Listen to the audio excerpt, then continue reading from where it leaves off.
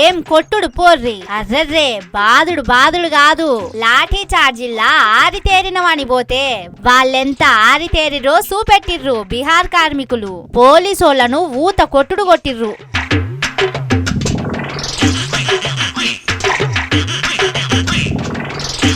అంత మంచిగానే ఉన్నది గాని ఈ రేంజ్ లో ఎందుకు కొడుతున్నారా అంటే, ఒక బీహార్ కార్మికుడు ఫ్యాక్టరీలో పనిచేసుకుంటా జీవిడిచిండట.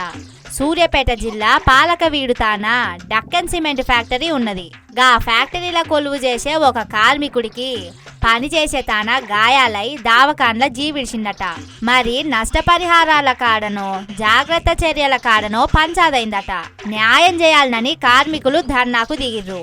ఇక అట్లొచ్చిర్రట కార్మికుల మీదకు పోలీసోళ్ళు. మా ఒంటి మీద యూనిఫామ్ ఉన్నది, చేతిల లాఠీ ఉన్నదని చెదరగొడుతుంటే కార్మికులకు కడుపు మండింది. మాలో ఒకడైన మనిషి జీవిడిచి మా బాధల మేముంటే మీరేంది మా తరపు నుండి న్యాయం చేయకుండా వాళ్ళ తరపు నుండి అన్యాయం చేస్తున్నారని అడ్డం తిరిగిర్రు. ఇక అంతే, బీహారోళ్ళు ఎట్లుంటారో సినిమాల్లో చూస్తూనే ఉంటాం కదా, గాదే చూపెట్టిర్రు పోలీసోళ్లకు.